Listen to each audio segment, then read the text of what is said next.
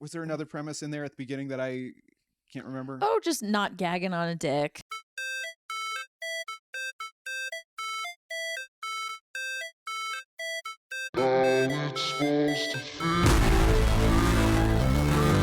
Welcome to Shred the Mic! After an extended hiatus, we are back, baby. We're back. We are back in our mountain location, our secret mountain lair, hence why we are decked out in mountain gear, and we are on a different set. Yes. Look at us. It's cold here. It is. It is quite cold. We had to turn off the heater just to get a clean audio recording. Yeah. Usually we're sweating, but right now we're cold. In fact, I think the last time you saw us, there was just sweat dripping off of me the entire time. A lot. Yeah. It was a lot.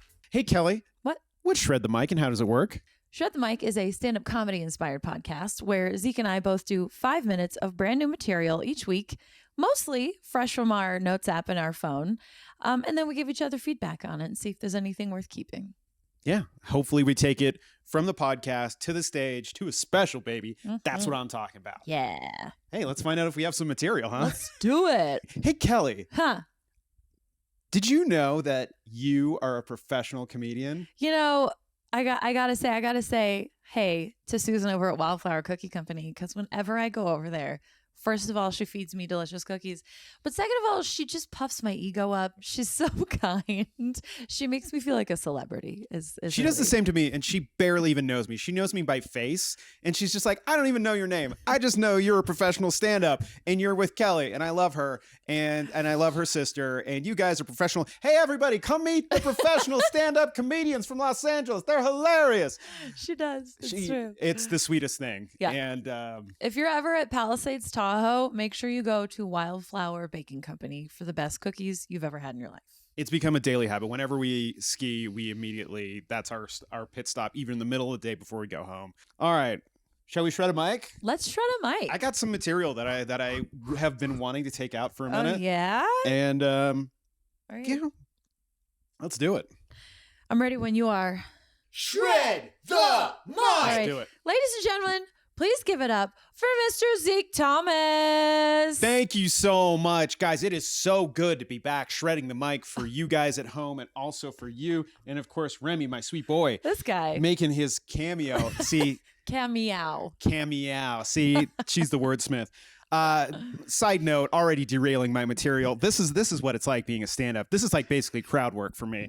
Remy, my sweet boy, he crashes all of my video calls for my work job to the point where he is now almost more important than the creative producer and director of pieces, because they're just like, oh, what does Remy have to say? I'm like, get out of here. You're stealing my thunder, kid. I'm pitching concepts and jokes.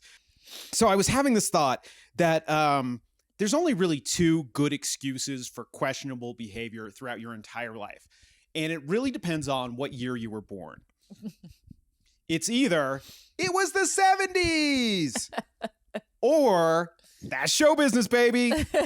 And it all depends whether you were born before or after 1979. All of my parents' questionable parenting decisions can be attributed to, it was the 70s. And I totally don't blame them. Driving around in a sketchy Carmen Ghia that was like known to like cause accidents and kill its inhabitants if it ever got into an accident. It was the 70s, dude. That's what we did. You know, like we have a little child in the back. It was the 70s. We didn't have seatbelts, right?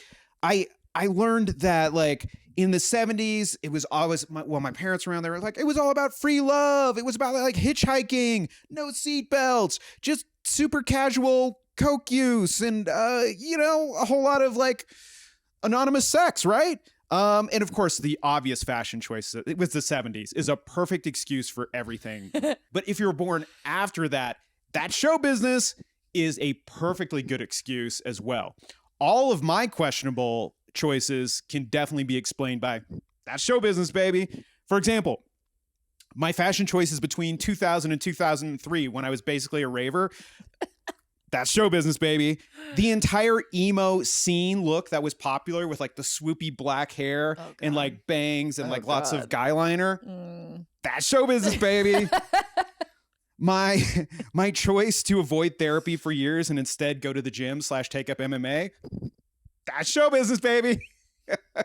And of course, performing improv comedy for 20 years. That's show business, baby. What you gonna do? Oh, yeah. So there it is. Your only two answers for if anyone ever questions any of your choices are, it was the 70s or that's show business, baby. Oh, so I'm working on a horror comedy script called Coblins about sentient corn goblins, Of course. right? Obviously, right? That come to life, that come back, and they're trying to take over their rightful spot in the universe. It's basically a treatise on like GMOs and big agriculture, but it's also a pretty funny ass horror script. Well, based off of that, in conversations we had at the dinner table, we were talking about how giant the crows are in Los Angeles, right? And how scary they are. And here, by the way, they don't give a fuck, right? And so I've been working on a sequel to Coblins about AI-powered crows called Crowbots.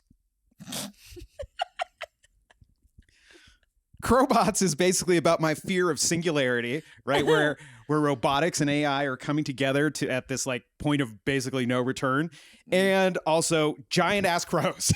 So that just clearly don't give a fuck about anything. So Crowbots is the spiritual sequel to Coblins, and I can't wait to explore that script. I'm planting my flag now, and hopefully that's coming up. Okay, other things I wanted to talk about. I had my this note in here that I really wanted to bring back breakfast parties. Ooh. Right? And so here's what I'm thinking. You guys have heard about Daybreaker, right? Yes. At least pre-pandemic, Daybreaker was this awesome thing where you would do like an hour of yoga or fitness, and then you would dance for 2 hours all before work, and like you do it all sober. Well, I was like, that's a great idea, but sometimes I just need a simpler execution, right? I just want to eat breakfast with my friends 2 hours before work in a party-like setting where we just like go around like sampling food, almost like a food truck situation, like a farmer's market thing. Ooh. Right.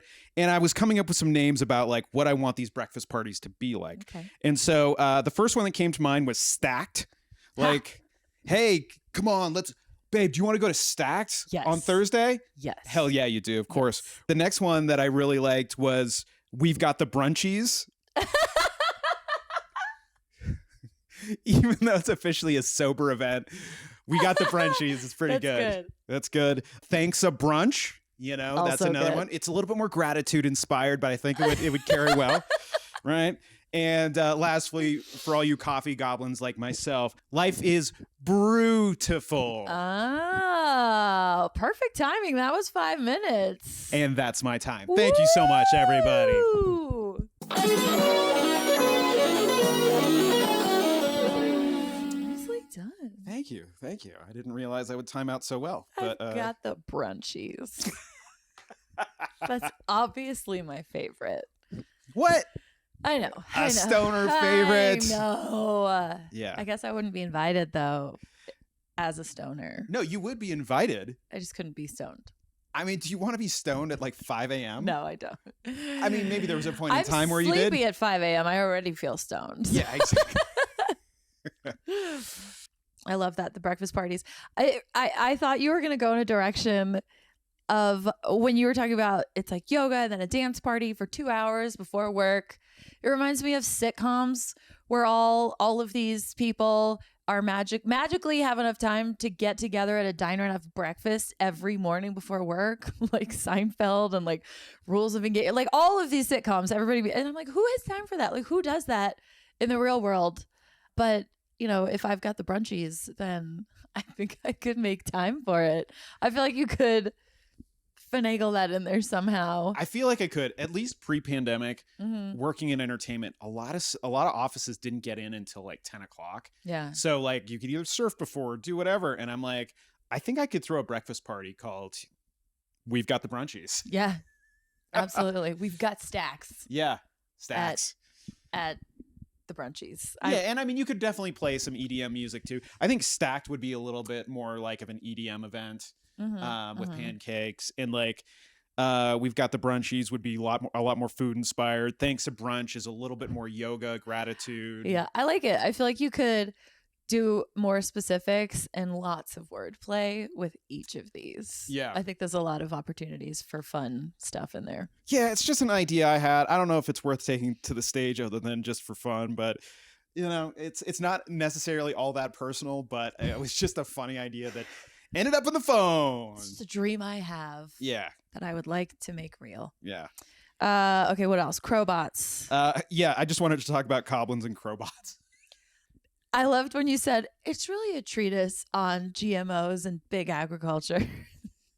Because that sounds like very serious and real, but it's called Coblins. Yeah. So I love that contradiction there. It's very funny. Thank you. Um, It's what Jarrett and I really pride ourselves on is like Yeah. we have a big dumb concept and then making it actually about something that really matters to us. Yeah, no, I like that. I love it. Yeah. I like how like some of them work where you could actually be like, my guy liner and emo hair, that's show business. But then you're like, my drug addiction. I'm like, I don't know if that's show business. That's show business, baby. Like, I feel like you could play with that too, where maybe you tried to use that as your excuse for everything. And like, how did that go? Yeah. Like, what kind of pushback did you get when, That's the thing. you almost died and you're like, that's show business, baby. Yeah, I'm like, Like- hey, Zeke, how many times did you OD? Like 3. That's show business, baby. Oh, were you a child actor? No, No. not at all. I was barely a non-union actor at that point. Okay, yeah, good stuff. I like it. I think there's a lot of room to play, especially with the breakfast party, Yeah. because it could be any of the 3. Like Stacked is like a gym bro breakfast party. Brunchies is more about the food. Yeah. Thanks a brunch, gratitude. Like I want to play. I want you to play with that. I want to hear more about those because I think that's a fun little sequence there. Yeah. I think I'll I might take it up at some point. We'll see. All right, Kelly. Are Good you ready stuff. to shred? Are you getting close? Shred. I think so. I think.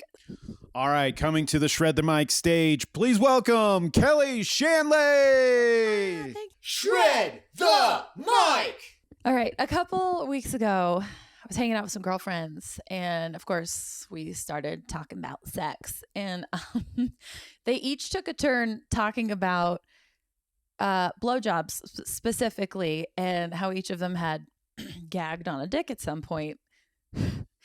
And when I didn't volunteer a story, they were like, "Wow, Kel, what's the deal? Like, everyone have a small dick?" I was like, "No, I've actually had pretty good dick karma in my life." But yeah, I did have a bout of bulimia in college, so that might have had something to do with the lack of a gag reflex. Anyway,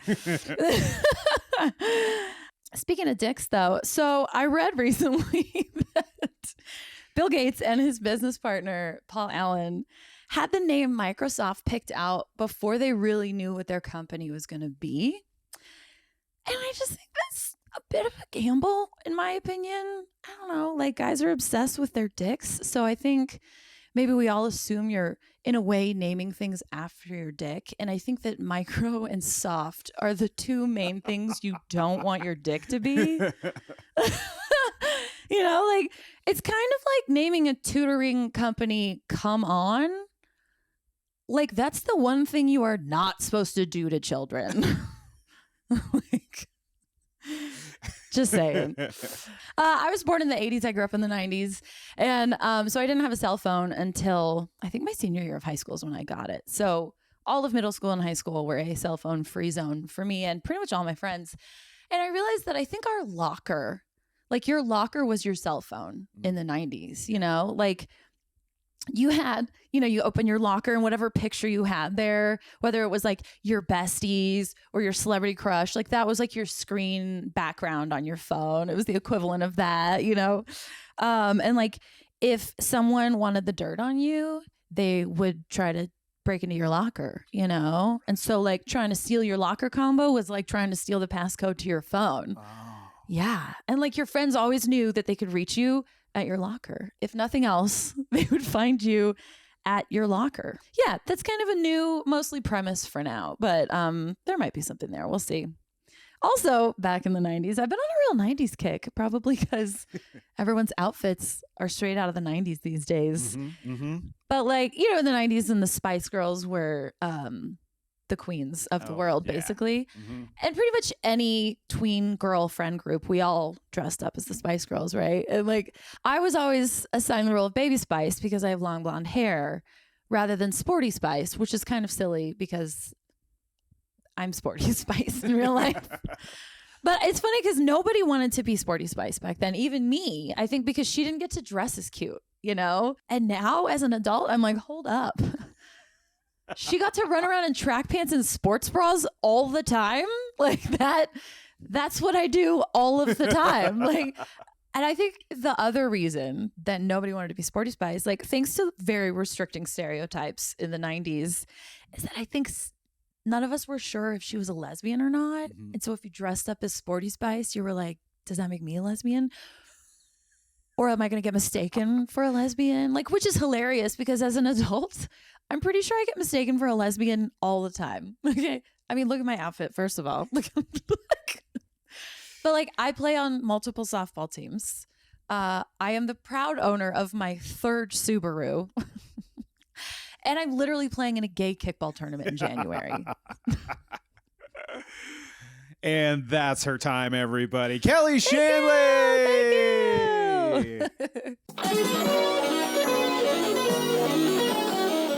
Thank you! Yeah, no, I mean, like, listen, as I've learned, the more I spend time in the mountains, a lot of the women here do look like lesbians. Like, it's cold, man. I mean, it's just like, if I saw mountain women in Los Angeles dressed the way they are, I'd just be like, that's cool. Like, great, you do you. Yeah, love and I would just, lots of vests. Yeah, I would do the quick math and just be like, okay, lesbian, like, no problem, great, that's awesome. Yeah. Oh, you're not a lesbian, you're just from the mountains. Yeah, exactly. You know what? I think that there might be a good premise in there. Yeah. But yeah, I'm always kind of surprised because you know, just the mountain look just triggers my brain to be like, okay, that's fine. Yeah, because when I moved to LA and everyone's like, oh, you drive a Subaru? That's a lesbian car. I was like, oh, it's just a really functional all-wheel drive car for the mountains. Like everybody has them up here. I had never heard that stereotype before. Yeah. No one wanted to be Sporty Spice. Yeah. No one did. Right? And I mean, I do get it from a dressing up standpoint. Like, obviously, Posh and Ginger were the most fun to dress up as because they just had like the most makeup and glitter and high heels and platform boots and whatever. Yeah. And Baby was like, you could dress her up as much as you wanted. But, you know, Sporty Spice, it was just like, you're wearing track pants and that's it. And I'm like, well, that's what I wear to school every day. So, Scary Spice, was Scary Spice popular up here, or was that just my early teen, late 20s boner was just very much into Scary Spice? No, I think Scary Spice was cool too because you got to wear like leopard print or whatever like weird stuff you had. Yeah, so it was like, yeah, those four were really fun to dress up as. No one wanted to be Sporty Spice. No one wanted to be Sporty Spice, even though everyone, literally in Tahoe, everyone up here dressed like Sporty Spice every day. So it was like, that's not a costume. That's not an outfit. I don't want to wear that. Yeah. That's so funny that was also a thing here. Yeah. As much as it was down there. Locker as your cell phone. So interesting in that it was not necessarily my experience, but it totally makes sense. I forgot to put the bit about like your friends would leave notes for you in your locker. So it's literally where you received your messages. That's an important part that I left out. Yeah, it was sort of like text messages, lock screens, all that stuff. I love all of that. Yeah. Because that I can see how that is so true. I had a very different experience where literally it was just like, books go here, I'll be back later. Yeah. Like it was so functional and it had no personality. Where if, you know, whenever someone was like, the vice principal's breaking into one of the kids' lockers, I was kind of like, and? Yeah, it was so utilitarian for me in my life just because I was just carrying bags of bullshit with me. It was like a backpack and then a giant sports bag at all times. Oh, hi. But yeah, it totally makes sense just because I've seen so many plot devices in TV shows about like, let's break into somebody's locker. In someone's locker to get them in trouble or like, or like leaving notes or like, and how like, how much like set deck goes into like the inside of somebody's locker, like you were talking about. It's very personal. And I'm like, is that a boy girl thing? Or maybe. I don't know. I was just gonna say, was that a girl thing? If you didn't do that at all, because I don't know. And like some girls would have a mirror so they could touch up their makeup. Yes, girls definitely did. They usually had pictures of their friends. Yeah. Yeah. Okay. I feel like there's something there. I know that it's not funny yet, but I feel like it's just the beginning of a little premise. I think it's the beginning of something you could play around with, similar to what you did with like landlines and like the answering machine stuff. Yeah. That's like on the newer side that I love, and I think it's just like a killer bit. I don't know. I think there's something there. It's just like, you just gotta find your way in. Find your way in. Gotta find it. Love the locker stuff. What was before that? Microsoft. Microsoft. And come on. Come on. Who named that? Yeah, I was like, that's got to be somebody's last name. And even then, somebody should have gone. I understand it's Kuman, but if you're reading it fast, it's come on, children. Bring your children here. Yeah. Yeah, it's sort of like those like road stops in the Midwest called the Come and Go. Yeah. Like what the actual F? Like that's an advertisement, right there. Yeah. Like I think I'm getting a different form of service if I'm going to the Come and Go. But yeah, Microsoft's such a weird name. Yeah. I mean, I guess it makes sense for like software or whatever, but yeah, but like we're always talking about our dicks, Yeah. Yeah. Men lead with their dicks, and men want everyone to think that they have great big dicks. So Microsoft just seems... See, and that's how they became so successful, though. That's it. They were just like, oh, we're Microsoft, when secretly they're like, we are Microsoft. We're going to fuck you up with our giant code penis. Oh. I see. It was an ambush. It wasn't an ambush. It was a Trojan horse, if you will. Oh. So much wordplay. Was there another premise in there at the beginning that I can't remember? Oh, just not gagging on a dick. Oh, yes, your blowjob girls' nights. Yeah. I would like to see you lean into that a little bit more, as far as like hit that punchline. Yeah. Because it's... Well, I think I added the dick karma, which is its own punchline. Yeah. And then it softened the effect of the I did have a bout of bulimia in college. So yeah, I got to work that out. Yeah. No, I think that's great. Hey, Kelly, where can people find you on the internet? Oh, great question, Zeke. Well, clearly you found us already, but the best way to find me is on YouTube at Kelly Shanley for long and short form videos, all kinds of good stuff. You can also find me on Instagram and TikTok at Kelly A. Shanley. And then I am on Medium at Kelly Shanley if you like to read funny stuff and not just watch it. There you go. Yeah. What about you, Zeke? Where can people find you? I'm so glad you asked. You know what? I went through some spiritual journeying, and I finally was able to unify the Zeke Thomas is Rad brand everywhere. Nice. YouTube, TikTok, Instagram, and LinkedIn. LinkedIn finally gave me Zeke Thomas is Rad. That's I am so excited. I haven't been excited about much in a long time, and when LinkedIn was just like, you can change your name to whatever. And I was like, oh yeah, we're going to unify the brand. Zeke Thomas is Rad. Boom. If you need a producer or director, guess what? You know what kind of experience you're going to get. A rad one. It's definitely a vibe. It definitely is. I only get hired for very specific jobs moving forward, and you'll know why. Yeah. But yeah, that's where you can find me. Of course, if you haven't already, Zeke Thomas is Rad also works on Patreon. Patreon.com/Zeke Thomas is Rad. Join the Patreon. Join the community for as little as $5 a month. And if you subscribe at the $25 a month level, you, just like Jonathan Hamrick, can get a shout out on each and every podcast just like this. Whoop. And eventually a mug, right? Dude, he already got his mug. With our faces on it. We don't even have a mug. We we haven't even received it. I got to get on that. But yeah, Jonathan already got his mug for being a subscriber at the $25 a month. I believe he's a Johnny Utah level. Woo. For at least 3 months, you get that. You get a sticker. And I guess if you're around for 6 months, you even get a tote bag. Oh. Yeah, there's some good merch. Also with our faces on it? Also with our faces on it. Nice. It's gonna be weird when we see him and like he's gonna have like the sticker and the mug and the tote bag and be just like, all right, guys, I get it. Can I have one of those? Yes, if you subscribe to my Patreon at the $25 a month level, at least you can course. even come in at the $100 level or the $500 a month level. Oh, But those are shit. very limited. There's only a certain amount of people who are allowed to subscribe to that level. So we still have a few Oh. of those available. Let's keep that Patreon train going, everybody. Anyways, guys, that is our show. Thank you so much. Mhm. All right, guys, you are Legion. You rock. We'll see you next week for another edition of Shred the Mic.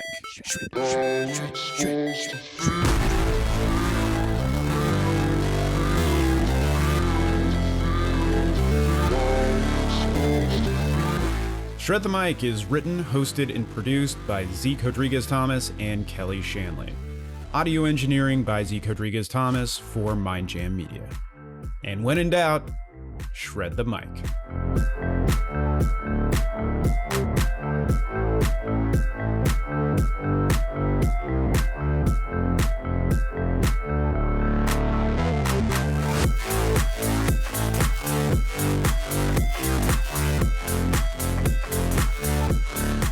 What up, guys? It's Zeke. Thank you so much for watching the last video. And if you enjoyed it, please consider supporting my Patreon so that we can keep this thing going video after video. Y'all rip. Thanks.